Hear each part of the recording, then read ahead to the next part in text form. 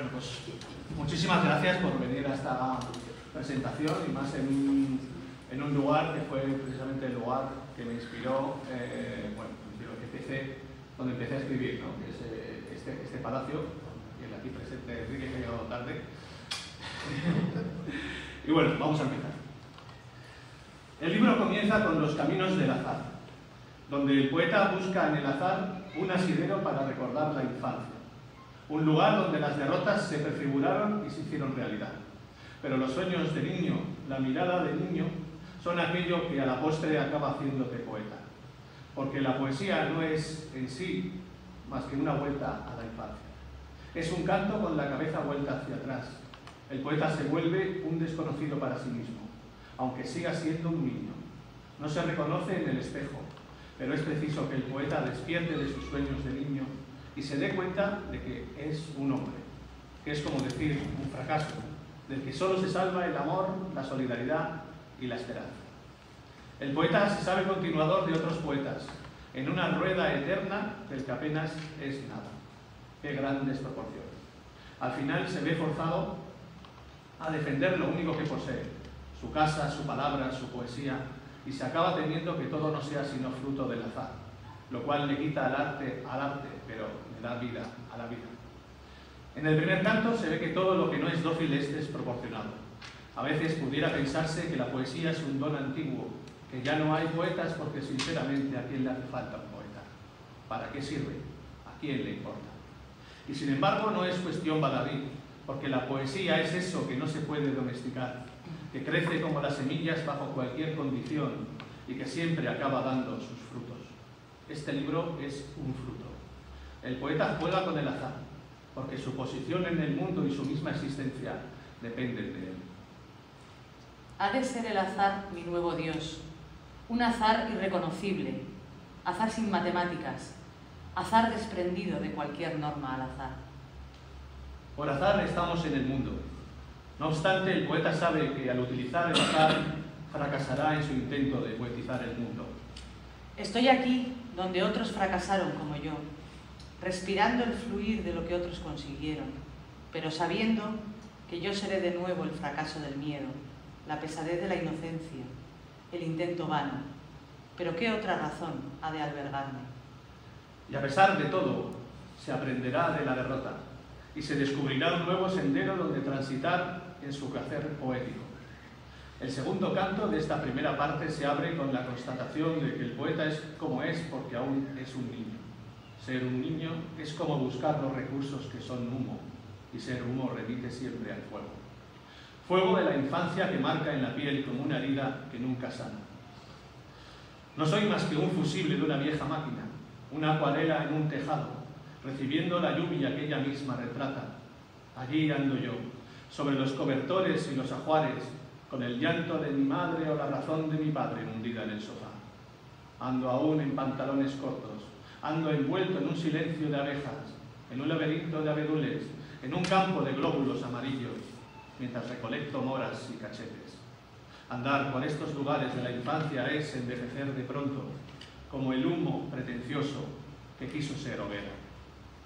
Qué bella parece la infancia en perspectiva, pero qué dura fue y cuánto se añora.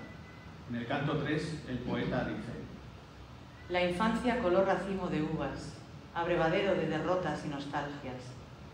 Esa sombra que sigue viviendo sola en la estantería llena de polvo azul del recuerdo. La pasarela que se mueve por la acción directa de la luz, el parpadeo amartillado por un ojo morado. La extraña sensatez de los niños cuando jugaban a la guerra, y la guerra tan lejana, que pareciera mentira que hubiera llegado hace milenios. El adulto ha descubierto el mundo, y el mundo es un basurero de guerras y egos, y por eso añora su mirada de niño. La infancia color racimo de uvas, mora dulce con las manos manchadas, los labios manchados y la mirada manchada. Porque un niño vive 100.000 vidas mientras galopa alegre por la calle. Le cuenta las ruedas a los gatos, los maullidos chirriantes de los coches, el silencio atronador de la luz de la luna, mirando en su mirada de niño. Qué hermosos eran los sueños de la infancia. Soñar despiertos quizás el mayor de los dones que la naturaleza nos ha donado. Prontas se acababan las noches, haciendo cola tras tus sueños. Un niño sueña todo el rato, desde el solsticio hasta el recreo, desde la ropa tendida hasta la fuente de barro, desde el láser hasta la luz cenital. Abrir los ojos y soñar, caer al suelo y soñar, reír en silencio y soñar, porque es tan grande el desafío de la infancia, con una mirada llena de microbios, un olfato de hollín en los labios, un reguero de sangre en las sandalias. Pero tras esta afable e infinita infancia pasó la juventud como un avispero lleno de picaduras, donde los problemas acuciaban y dolían. Y aún así resulta curioso que te fuera tan bien y que supieras al fin jugar tus cartas marcadas de derrota, y que conocieras el amor y que supieras ver una luz al final del túnel, aunque esa luz fuera la misma muerte. Nos fue bien, amigo, responde el espejo desde su próxima fractura. Y el reflejo no es el mismo que hiciera de los rayos alumbre para el futuro. No es el mismo brillo el que desprende. La juventud pasó como un gamo dando saltos. Se estiró tu frente hasta el límite. Se mudaron tus ojos a un lugar más lejano. Ya anunciabas finales y te crees que eres sabio. Sin embargo, nunca has dejado de mentirte. Te amo por eso, amigo mío. Sigues siendo un niño. Te sientas en el regazo de la aurora y te pones a soñar como si perfumaras el futuro con tus versos. A veces pintas como las acuarelas, tiñendo el mundo de un suave color. Otras emborronas el papel y lanzas bombas atómicas llenas de cianuro. En el canto 7 se vuelve otra vez al azar, como principio de expiación ante los males del mundo. Volver al azar, como quien considera que es todo fruto de una decisión furtiva. Segar el hilo que todo lo rubrica, descender hasta la primera célula del mundo, sopa primordial donde todo ocurriera, y saber que contenida en ese germen estaba nuestra vida, diseminada en un lupanar de luciérnagas, sabedora de la grandeza humana, sostenedora de prudencia y de audacia a partes iguales, porque el azar todo lo considera, el azar como Dios cautivo, el azar como mal sincero, azar sin más. Aunque siempre hay esperanza en el ser humano, el amor, la solidaridad, la imaginación, como valores civilizatorios, pero la realidad es soberbia y arremete contra todos nosotros para hacernos trenzas. Los ensayos sin polémica, los versos sin la sátira que recoge el miedo, la palabra en una esquina pudriéndose de soberbia, el esquema roto y pegado con chicle en la pared, el axioma irreverente aplastado en la suela de un zapato, tantas cosas maquiavélicas asesinadas por un rastro de hollín. La metáfora humillada por la realidad, Homero pidiendo un porro en una esquina, salitre en los ojos de tanto mar ansiado y esa picazón en la garganta que no se esfuma ni con un litro de sangre. Así recorro mi caligrafía, hija de esqueletos apocalípticos, hermana de la duda metafísica, pariente lejana de una filosofía de la respuesta rápida. La casa de un poeta es su palabra, en ella habita y de ella crece hasta poblar las afueras del mundo. Un lugar tranquilo donde volver tras las batallas perdidas. Finalmente, una pregunta asume la sustancia de esta parte del libro. ¿Qué seríamos sin el azar? ¿Y qué seríamos sin estas pequeñas aventuras del alma que son la sustancia de la vida?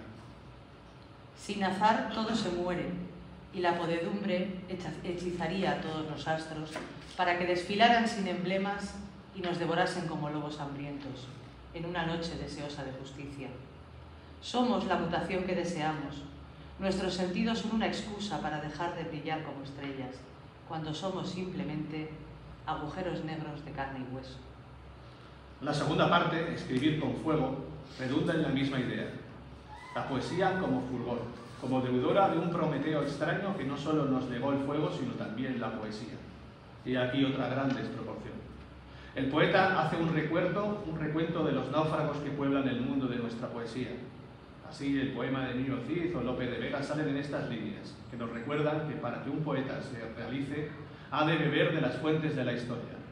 Y por eso hemos de ser el ejemplo para los que vengan después. El poeta busca un guía entre tantos poetas, un Virgilio que le guíe en su propio infierno. Aquí se va haciendo preguntas. ¿Necesita el mundo más poetas? ¿De verdad somos necesarios? ¿No será mejor dejar de cantarnos a nosotros mismos para cantar a la mujer y al hombre modernos? Por ello decide lanzar el poema como si fuera una piedra y que le duela a quien le duela. Así el poeta encuentra su propio Virgilio en la efigie de León Felipe y baja a sus infiernos para hacerse partícipe de todas las derrotas del mundo. Y allí descubre que nos han quitado el fuego de la razón y de la poesía para transformarnos en bestias y que hemos perdido la voluntad de transformar el mundo para convertirnos en esclavos del consumo y de un capitalismo feroz. ¿No es acaso una gran desproporción? Y al final se da cuenta de que no necesitamos a un nuevo Prometeo que nos dé el fuego, sino a un nuevo Hércules que nos libere de nuestras ominosas cadenas. Esta parte se escribe con el propósito de homenajear a los que vinieron antes, aquellos poetas que son los culpables de que esté ahora mismo aquí, presentando este poemario. Es un viaje por la memoria poética de nuestra literatura, que ha de ampliarse forzosamente al de otras literaturas. Pero el propósito de este primer canto es el de culpabilizarnos de haber olvidado tanto a los proletarios y los trabajadores del mundo como a las mujeres, y entonar un mea culpa para poder crear desde este homenaje una poesía para todos. Hemos causado tanto daño, tanto dolor, escribe la Parca, que ahora es el momento de bajarse del carro de heno, de subirse a la balsa de Medusa, de coger el cuchillo que lanzó Guzmán el Bueno y sacar las venas a pasear.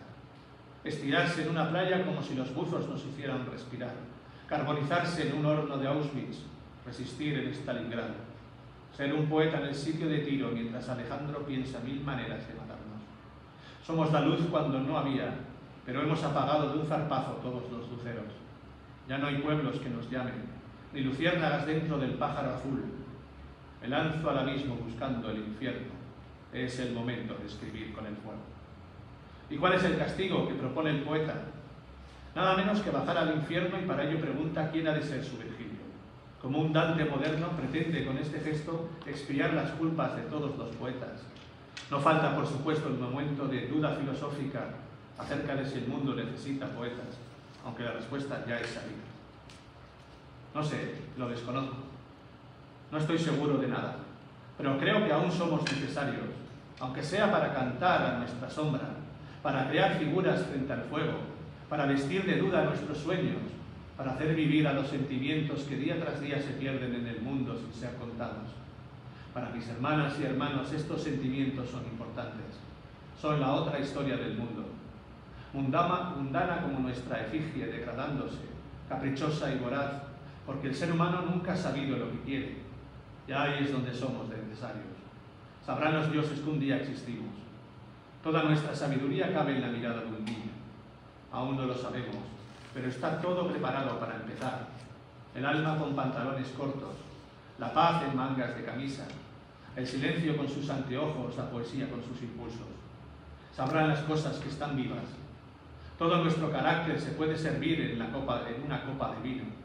La risa inmaculada, la felicidad interpuesta, la todopoderosa inteligencia, la trascendencia infinita. ¿Qué sabrá el tiempo del tiempo que tenemos para comprenderlo? Pero ¿quién quiere ser mi Virgilio? El tercer canto es un auténtico manifiesto a favor de la poesía, pero de una poesía que se acerque a la gente. El cuarto ahonda en la forma de lograr este propósito de construir una poesía para el pueblo, y no es otro que luchar. Se necesita luchar contra la opresión en cualquiera de sus manifestaciones. Estamos quizá ante el poema más social del libro. La piedra se constituye como símbolo contra los poderes que destruyen al pueblo. Ya veo la piedra a 1000 kilómetros de aquí, lanzada por un hombre, detenida en el tiempo como si cruzara otra frontera. Parpadeo y la piedra cae sin más, como cae un río por una cascada, como cae el agua de la lluvia sobre unos ojos ciegos, como cae el hombre con su costumbre, con su tendencia a dejar de luchar, con su esperanza castrada por los de siempre, con su imaginación echando flores en el aire, con su indiferencia carcomida y putrefacta, con su disidencia y su locuacidad germinal. El hombre que lanza piedras al aire para matar a quien quiere matarlo no es un asesino, no es un autómata, no es un guerrillero ni un poeta. Es un hombre vivo que, si logra su objetivo, se transformará en un hombre nuevo. Vivo y libre a un lado, la sangre que brota de un corazón que se acaba, al otro la sangre que pierde tras conquistar la libertad. ¿Qué hacer? ¿Qué hacer con la piedra? ¿Lanzarla o construir con ella? Y si lanzarla fuese construir. Pero el poeta se pregunta qué es escribir y por qué razón no tiene más remedio que hacerlo. ¿Pero qué es escribir? Heterodoxia en disputa, prelado del humor sanguíneo, furor de sensaciones, colas de lagartija metidas dentro de una escupidera, asa de un cráter de sed, Persépolis en pie, enredadera que no reposa, criadora del amor entre fieras, poesía del todo en esta náusea. El quinto y último canto de esta segunda parte incide en la idea de buscar un Virgilio, que ayude al poeta a bajar al infierno, y elige a un poeta como León Felipe, para buscar la razón por la que nos han quitado el fuego, y por qué razón no necesitamos a un Prometeo que nos lo robe para nosotros, sino que necesitamos a un nuevo Hércules que nos libere de nuestras cuitas, y que luego logre encender el fuego de la futura revolución. Para que fuéramos como bestias nos quitaron el fuego, para que saltáramos las manadas de bisontes solo con las manos desnudas del hambre, para que nuestra prole no mirara al cielo y se imaginara conquistando el paraíso, nos quitaron el fuego, para que en las noches lúgubres de las cuevas donde se escondían los monstruos no viéramos reflejada nuestra sombra, más monstruosa que los propios monstruos, y nos diéramos cuenta de que no tenemos alma. Nos quitaron el fuego, para no prender las calles, para no salir en estrépito a desencadenarnos, a mirarnos a los ojos y sabernos más que el opresor. Nos quitaron el fuego para no imaginar un mañana quimérico y justo, para que no empezásemos a quemarlo todo desde la angustia hasta el hambre, desde el cansancio al miedo, desde lo desabrido hasta lo jactancioso, desde Moncloa hasta Zarzuela, desde los bancos a las eléctricas, desde los campos de fútbol hasta las canchas donde los nobles pavean y se encorvan como lápidas sin nombre. Pero tú, Prometeo, hijo del titán Jápeto, robaste el fuego del carro de Zeus y nos lo diste a mujeres y hombres para honrar la memoria de la justicia sobre la tierra, para iluminar las noches y lanzar al viento la señal inequívoca de que estamos vivos y soñamos, para que revolución tras revolución el pueblo encuentre ánimo, reparto de riqueza, derechos e igualdad. A ti te han encadenado para que un águila te devore el hígado, para que cada día sea igual que el anterior, para que no mueras mientras expías tus culpas. Que nosotros nos han quitado el fuego, nos lo quitan cada día, mientras privatizan nuestra suerte. Nuestro pie está vendido, nuestra mano no sabe quién es, nuestro ojo derecho desconfía del izquierdo.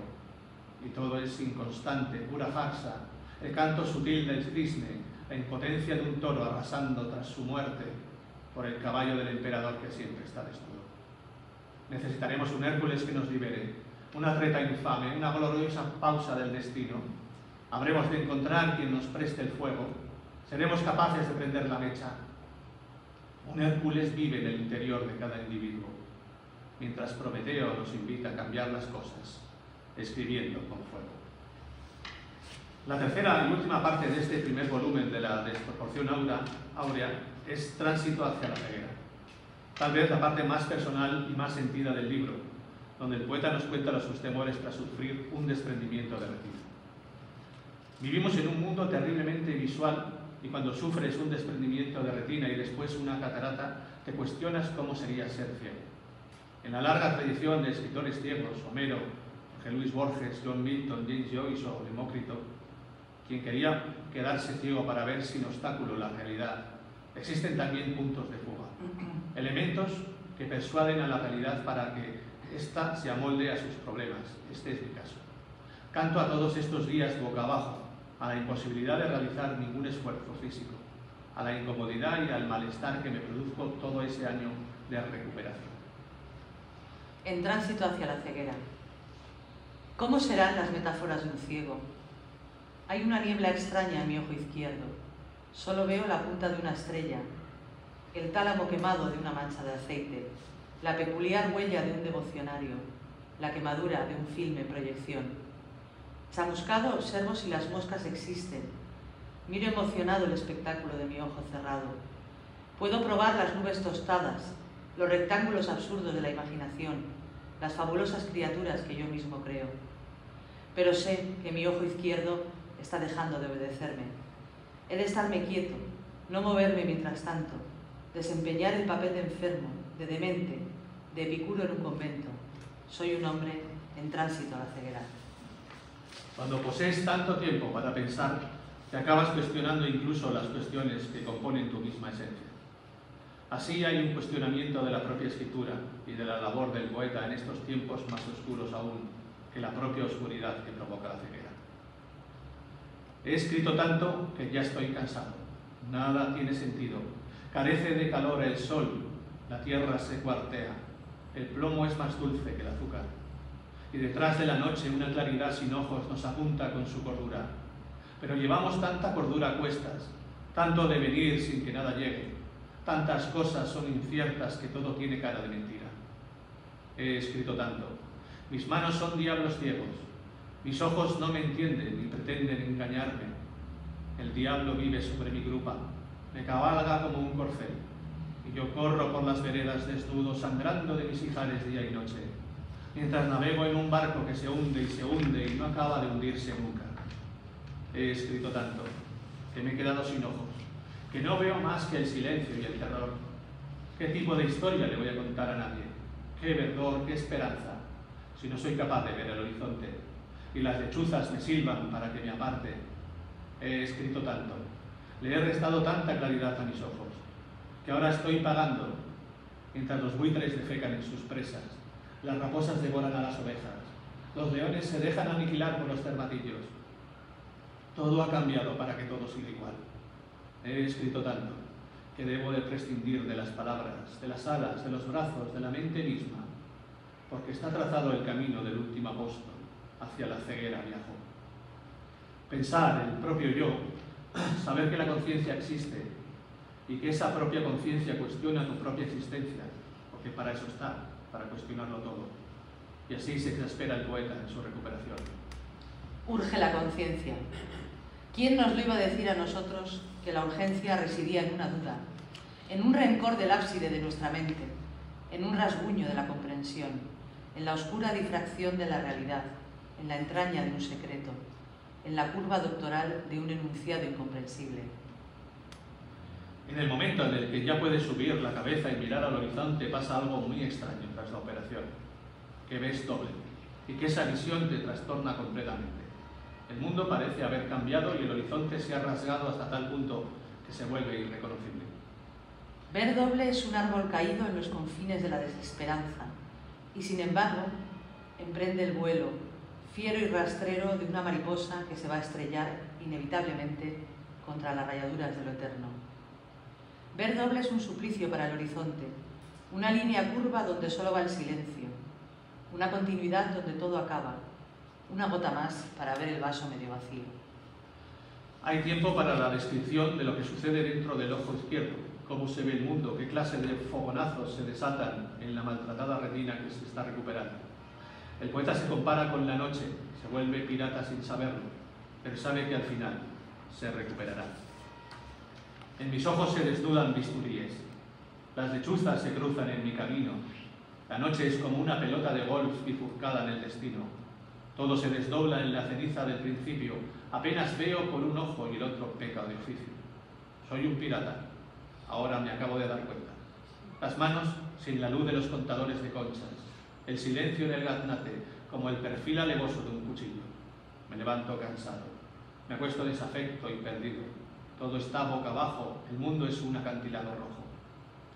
A veces creo sentir una iluminación en mi ojo izquierdo, un latigazo de sombra, una estrella decadente, y si me asomo a esta ventana, el horizonte se curva, como cuando las líneas se abrazan sin quererlo.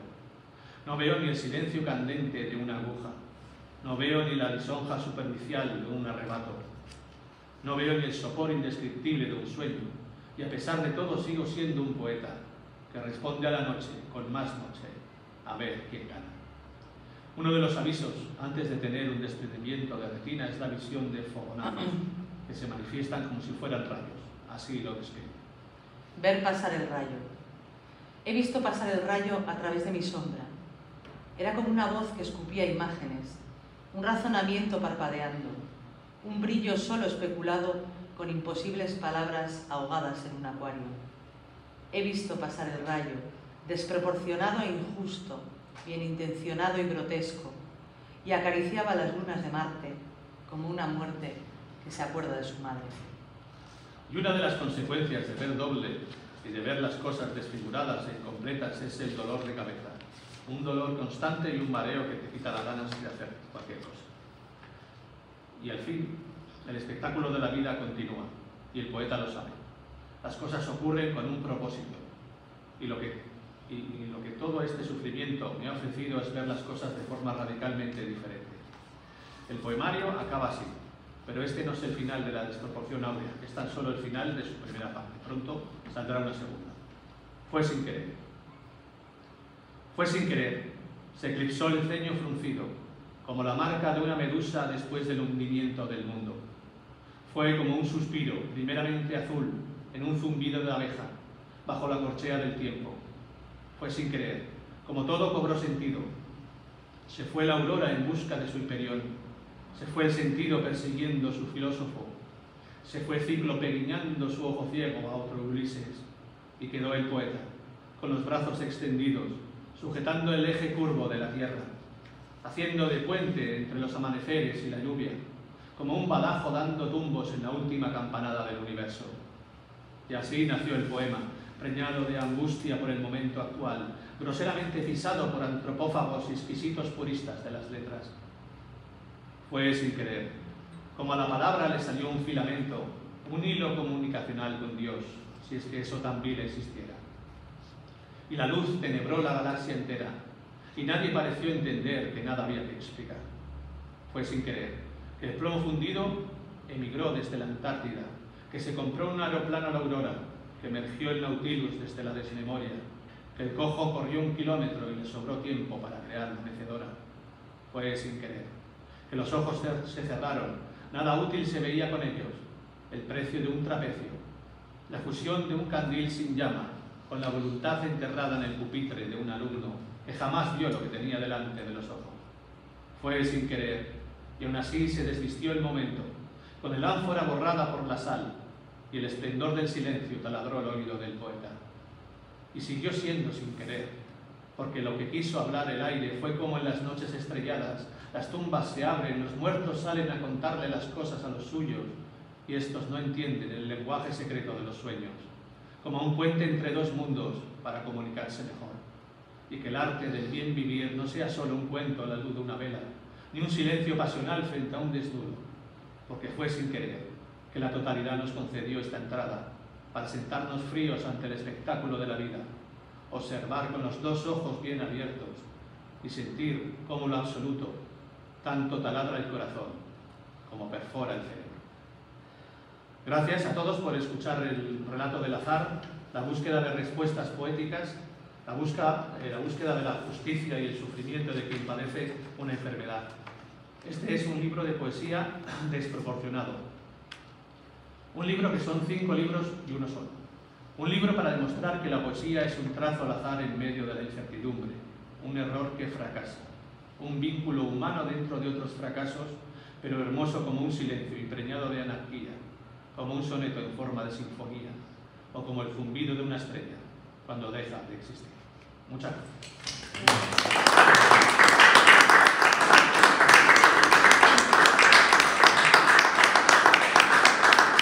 ¿Alguna pregunta? ¿Alguien quiere preguntar? A ver, Enrique, le veo cara de preguntar.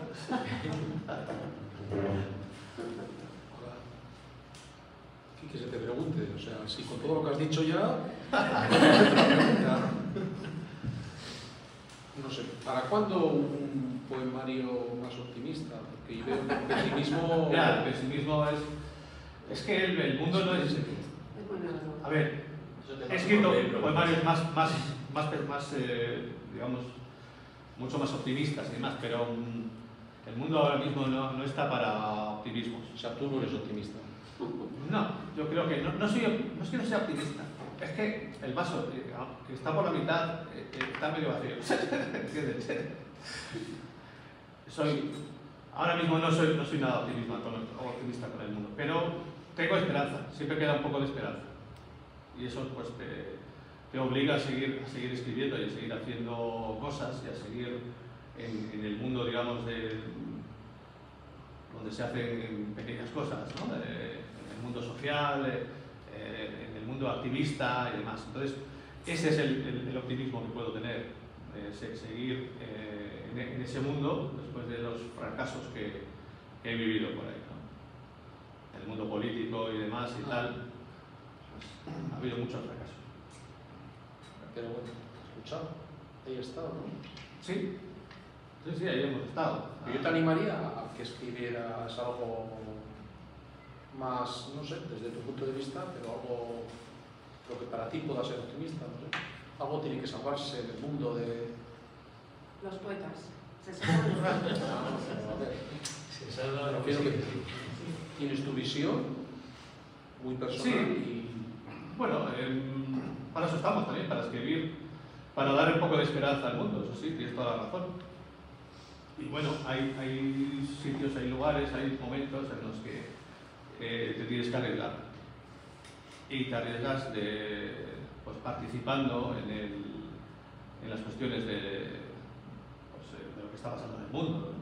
Por ejemplo, hasta hace poco he sido el director del periódico digital El Mundo, El Común, y desde esa perspectiva pues intentaba hacer lo posible para ver otra forma de ver la realidad, otra forma de ver las cosas. Nosotros publicamos noticias que no tienen absolutamente nada que ver con lo que dice la televisión, o con lo que dice la radio, o con lo que dicen los periódicos que salen en todos los lugares, ¿no? Pues hay otra visión. Entonces, la esperanza está en que esa visión que nosotros comprometemos, porque a nosotros no nos paga nadie, pues pueda tener una oportunidad de escucharse, de leerse y de hacer pensar y recapacitar a la gente. Vivimos en un mundo en el que no hay mucha posibilidad de decir, mira, yo pienso diferente a lo que tú estás haciendo, o a las leyes que has puesto, me parece que eso no tiene ningún sentido. José, Y hay que decirlo. no interesa que pensemos. Exactamente, no interesa que pensemos. Decía antes que hay una bajada de cociente intelectual mundial. Dice, bueno, ¿por qué? Pues hay muchos motivos. Uno de ellos son las redes sociales y los aparatos electrónicos, los móviles y demás y tal, que fuman nuestra atención, que nos impiden llevar las cosas hasta el final. O sea, es el momento, el ahora, ¿no? Es ver reels por todos los lados, pim pam, y no piensas. Están hechos precisamente para eso, para no pensar. Y luego los medios de comunicación no dejan que haya personas disidentes dentro de ellos. Y luego también problemas en la alimentación, problemas en la educación, y nos están haciendo más tontos. Es así, nos están haciendo cada vez más tontos. Tú has tenido ahí una oportunidad, ¿no? Con tu desprendimiento de ti, ¿no? Sí. Es decir, que te has planteado cosas Claro, muy claro. importantes, además. Sí, claro, muy personales, muy íntimas, ¿no? Y te preguntas quién eres, si lo que estás haciendo tiene de verdad sentido, pero bueno, al final llegas a una conclusión y dices, evidentemente, claro, tiene sentido. Yo soy poeta precisamente estuvimos aquí con Enrique, todavía me acuerdo el día 10 de julio del año 1991, en el que empecé a leer un libro de Gustavo Adolfo Bécquer. Bueno, era un libro de toda su obra, ¿no? De estos que eran como una Biblia, de papel Biblia, muy ajado, muy antiguo, ¿no? Muy pasado, ¿no? Y yo ahí comprendí que lo que quería hacer era escribir, que necesitaba hacer eso, que lo tenía que hacerlo. Es casi, no es una obligación, pero es el momento en el que te das cuenta de qué es lo que tienes que hacer el resto de tu vida. Aunque no tengas repercusión, aunque no te lean más que 4 o 5 personas, da igual, tienes que hacerlo. Tienes que hacerlo porque es inevitable. Es inevitable, tienes que hacerlo, tienes que escribir, tienes que leer otras cosas, tienes que pensar y repensar tu esencia, ¿no? Y eso es importante. Y luego cuando te lo cuestionas, pues casi que te reafirmas en ello y te dices, bueno, hay que seguir.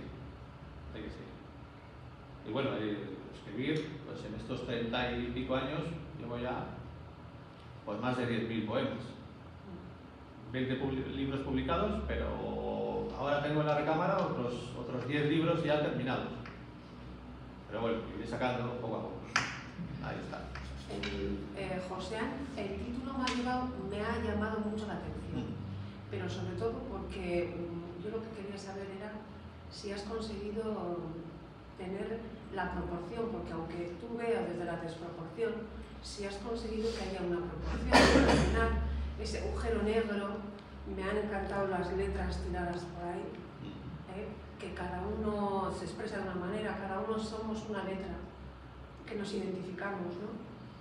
Pero esa proporción, digamos, si la has visto, si puedes verla. Sí, sí, a ver, la cuestión de este libro es que era un libro muy grande, entonces el editor me dijo que había que dividirlo en dos. Yo le mandé un libro de 200 páginas, dividido en 5 libros, y me dijo, bueno, ya tenemos dificultades para vender libros de 100 páginas, imagínate, de 200. Mejor lo hacemos en dos. ¿Dónde surgió la desproporcional, Aurea? Bueno, yo tengo una serie de frases que digo, digamos, de forma cotidiana, Suriñe lo sabe. Oye, no he presentado a Suriñe. Ya, no te preocupes que yo sí lo he presentado. Pues es Suriñe Ojeda, es mi mujer, mi compañera, mi musa. Y bueno, yo creo que también un aplauso, también se debe llevar un aplauso, sí, también creo.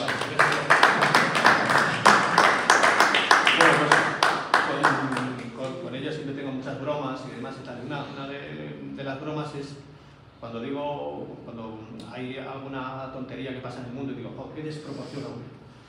Entonces, a raíz de ahí, digo, bueno, es que esta tontería, digamos, pues puede tener un recorrido, ¿no? Las cosas que están ocurriendo en el mundo pues son muy desproporcionadas. O sea, tener un presidente como Trump en Estados Unidos es totalmente desproporcionado, ¿no? Tener aquí los problemas que tenemos en todo el país y pues, todo eso es bastante desproporcionado. Vivimos en un mundo en el que tenemos que encontrar la proporción, tenemos que encontrar esa proporción áurea, ese número divino, esa proporción que nos da la belleza, ¿no? Está muy relacionado con la belleza precisamente, la proporción áurea, y yo quería sobrepasarlo un poco, o sea, salirme un poco de los límites, ¿no? Te sale hasta la belleza y no es que veas la fealdad, sino lo que puedes hacer con ella y con la realidad es poetizarla. Cuando poetizas la realidad, la estás transformando, la estás convirtiendo en algo que se pueda cambiar. Y yo creo que esto es algo muy importante. Tenemos que ser conscientes de que como ciudadanos podemos cambiar las cosas. Tenemos la fuerza necesaria como para cambiar las cosas. Por mucho que la gente esté, bueno, los mandatarios o quien mande, que no es siempre el gobierno quien manda, ¿no? O sea, hay gente oscura por ahí en medio, no quieren que empecemos a cambiar las cosas, que salgamos, que nos movilicemos, que pensemos de forma diferente todo aquello que nos quieren hacer tragar, ¿no? Y yo creo que es importante, ¿no? Y que tiene que ser muy desproporcionado. También, y esto es algo que, bueno, quizás es algo pues, para pensarlo, ¿no? ¿Por qué razón tiene tan mala prensa, por ejemplo, la violencia, el uso de la violencia? Cuando el Estado usa la violencia desproporcionadamente contra nosotros, constantemente, a todas horas. Que haya un montón de juventud que no tenga una vivienda digna cuando hay miles de viviendas vacías por todo el Estado, eso es violencia. Que esté pasando lo que está pasando con, no sé, pues con el trabajo, que haya que luchar con un salario mínimo que es casi degradante, y encima te digan que eso no puede ser, pues eso es violencia también. Entonces, cuando tú sales a la calle a pedir algo y recibes además golpes de la policía que te quiere echar de un sitio que es un principio constitucional, nosotros tenemos el derecho total a salir a la calle y a decir que esto que está sucediendo no nos gusta y queremos cambiarlo. Viene un señor con una porra, ¿no? Y como decía Mafalda, el señor, la porra de apoyar a las ideologías, pues ese es el problema, ¿no? Bueno. Luego también una cosa, los capítulos has nombrado como cantos. Sí. El tema de los cantos, ¿qué es lo que te sugiere? Bueno, en la poesía, sobre todo en la poesía más antigua, cada parte estaba subdividida en cantos. ejemplo, la Divina Comedia de Dante está dividida en 3 partes y 33 cantos por cada parte, ¿no? Por ejemplo. Y bueno, yo quería hacer también un pequeño homenaje a todo eso, ¿no? Por eso también hay una bajada al infierno, ¿no? En la parte de escribir con el fuego, donde elijo a mi Virgilio, que es el poeta León Felipe, en este caso es un poeta con el que yo pues, me represento bastante bien, y bueno, un poeta que tuvo que irse al exilio a México y que escribió sobre lo que estaba pasando en este país, ¿no? Yo creo que es una lectura que hay que seguir realizando. Bueno, ¿quién quiere el libro? Vamos a... Aquí os firmo el libro cuando queráis.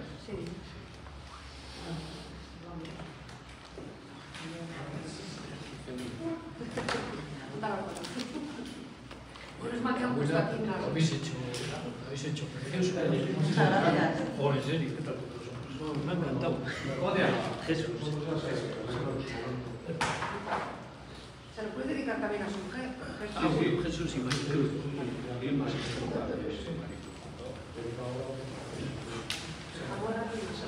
Muchas gracias. Muchas gracias. Es un ejemplo. Tengo que hacer algo así.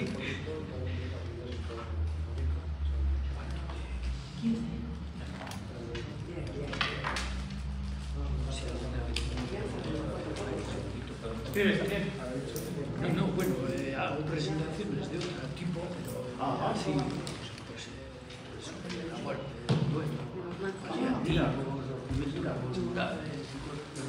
ahora una chocolate, sí, a los 8 Tenemos un amigo que hacía esas cosas. La medida de los amigos. Sí, hay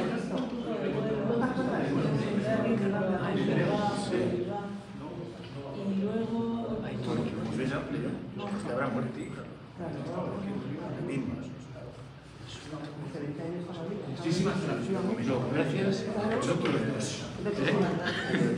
Joder, hablamos de 500 días. Sí. Bueno. Oye, un placer verte, saludarte. Sería muchas casualidades. Vale. ¿Tú eres Jesús? ¿Es mi marido? ¿Es tu marido? Pues ¿A tu amigo conoces? Portu, Nacho. Yo quiero... O sea, que al final... No lo digo. A ver, primero para La bodega. No puedo pararlo, José. ¿Tú eres de casa? Sí, ya.